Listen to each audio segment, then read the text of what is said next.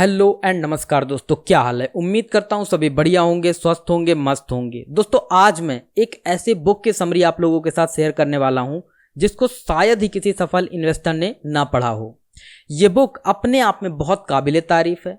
तो बिना time waste के वीडियो को स्टार्ट करते हैं, लेकिन उसके पहले प्लीज चैनल को सब्सक्राइब जरूर कर लें। हमें आपके सपोर्ट की बहुत ज़्यादा ज़रूरत है, तो प्लीज़ सब्सक्राइब ज़रूर करें, बिल्कुल फ्री ऑफ कॉस्ट है। और साथ ही साथ अगर आप बहुत ही सिंपल लैंग्वेज में शेयर मार्केट को समझना चाहते हैं तो आप हमारे शेयर मार्केट मास्टरी कोर्स को ज्वाइन कर सकते हैं। इस कोर्स को मैंने अपने 10 साल के शेयर मार्केट के एक्सपीरियंस के बाद बनाया है। कोर्स बहुत ही बेसिक अमाउंट में आपको दिया जा रहा है, इसलिए प्लीज़ एक बार कोर्स को भी चेकआउट ज़रूर करें, आपको निराशा हाथ नहीं लगेगी। सो बुक समरी स्टार्ट करते हैं। रॉबर्ट कियोसाकी की book rich dad poor dad personal finance पर एक सबसे ज़रूरी और इन्फ्लुएंशियल बुक है। ये बुक कोई नॉर्मल फाइनेंशियल एडवाइस वाली किताब नहीं है, बल्कि एक फैसिनेटिंग कहानी के जरिए पैसा और सक्सेस के बारे में हमारी ट्रेडिशनल सोच को चैलेंज करती है। इस वीडियो में हम इस बुक के मेन प्रिंसिपल, इसके सेंट्रल आइडियाज़ को डिटेल में एनालाइज करेंगे ताकि आप इससे अपने लिए पर्सनल फाइनेंस के कुछ लेसन्स को निकाल सकें और अपनी फाइनेंशियल नॉलेज को इंक्रीज कर सकें। और सबसे लास्ट में मैं अपना एक्सपीरियंस भी शेयर करूंगा, इसके लेसन से मैंने क्या सीखा है और क्या बदलाव देखने को मिला है मेरी पर्सनल लाइफ में। सो चैप्टर 1, दो फादर्स की कहानी।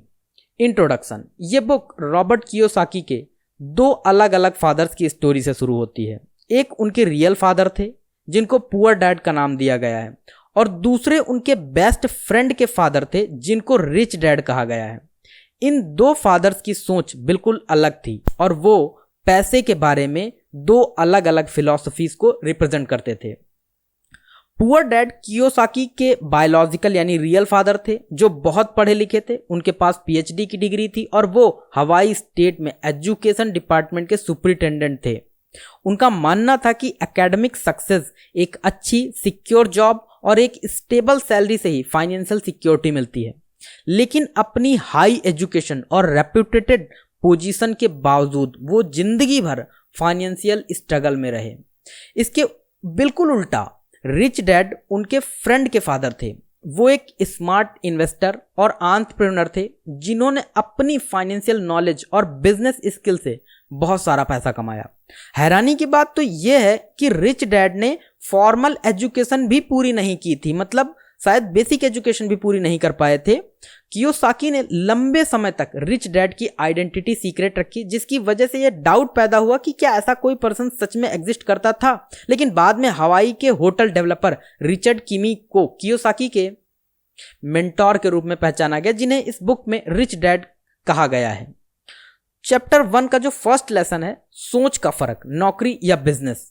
तो जो फर्स्ट लेसन है बुक में इन दोनों फादर्स की सोच में फंडामेंटल डिफरेंसेस के बारे में बताता है।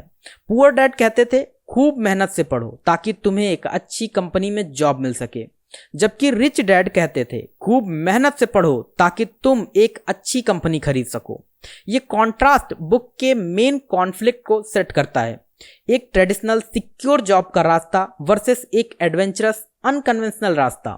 पुअर डैड की लाइफ में वो एक सैलरीड एम्प्लॉय की थी जो अपने टाइम को पैसों के लिए बेचते थे।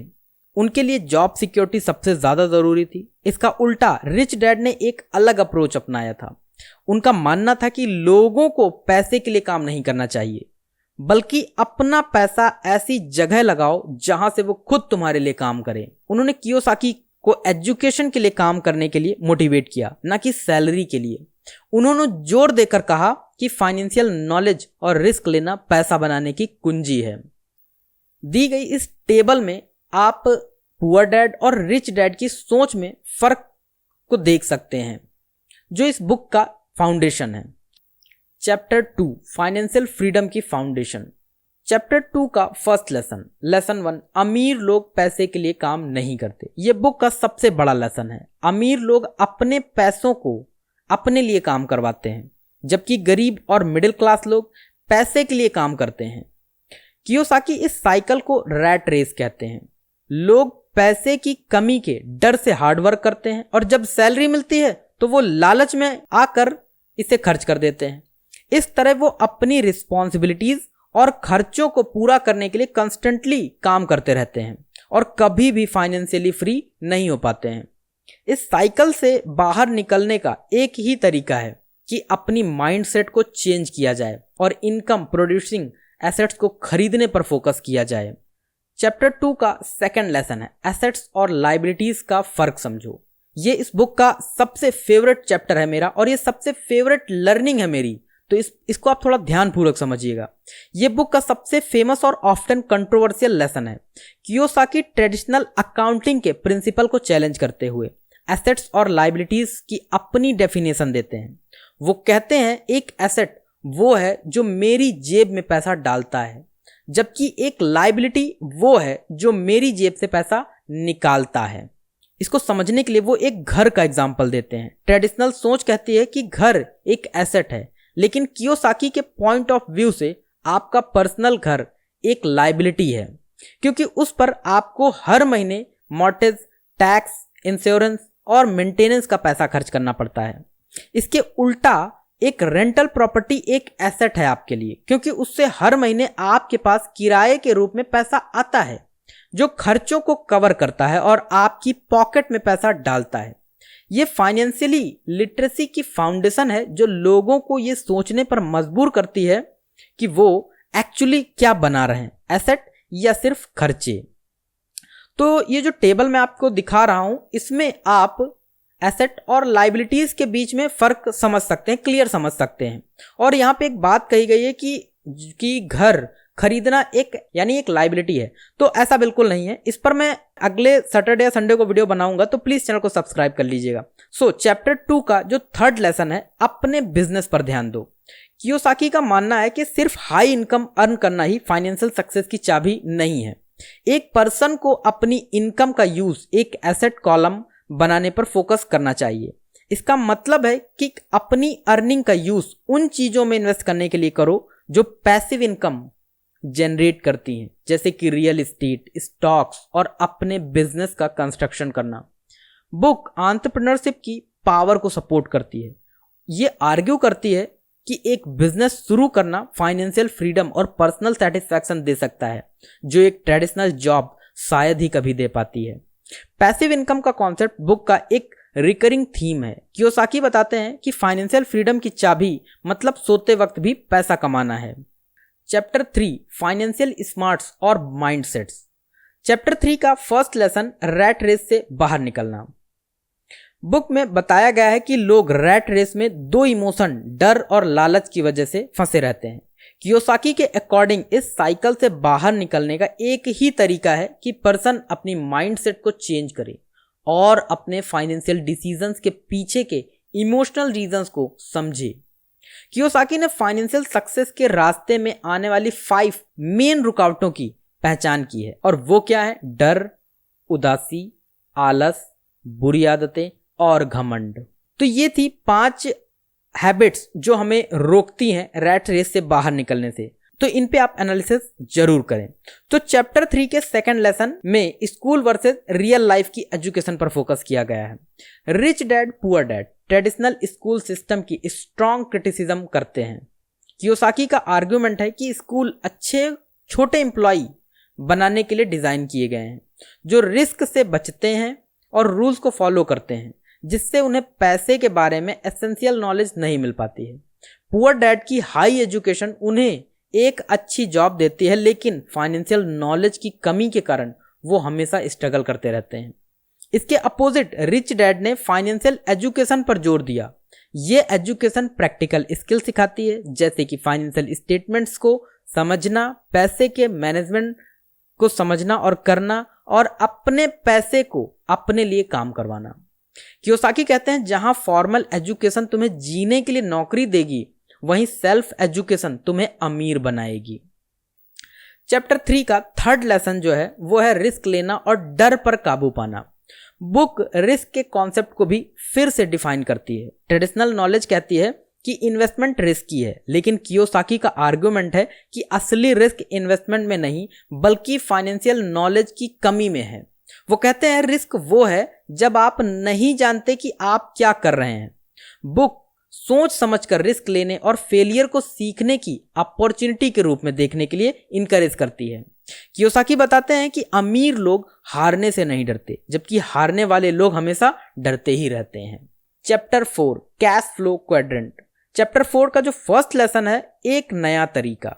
इस बुक में बताया गया है एक सिंपल कॉन्सेप्ट में। इसमें लोगों को उनके पैसा कमाने के प्राइमरी सोर्सेज के हिसाब से 4 ग्रुप में डिवाइड किया गया है, जिसमें से आप इस टेबल में भी देख सकते हैं। ई मतलब एम्प्लॉय, जो लोग किसी और के लिए काम करके सैलरी कमाते हैं।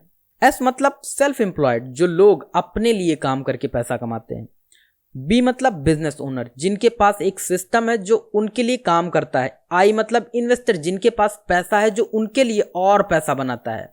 कियोसाकी के अकॉर्डिंग क्वाड्रेंट का लेफ्ट साइड ई और एस पैसे के लिए काम करने और कंट्रोल की कमी को रिप्रेजेंट करता है। दूसरी तरफ राइट साइड बी और आई पैसे को अपने लिए काम करवाने और अपनी इनकम टैक्सेस और इन्वेस्टमेंट पर ज्यादा कंट्रोल रखने को रिप्रेजेंट करता है, जो इंपॉर्टेंट टैक्स बेनिफिट प्रोवाइड करता है।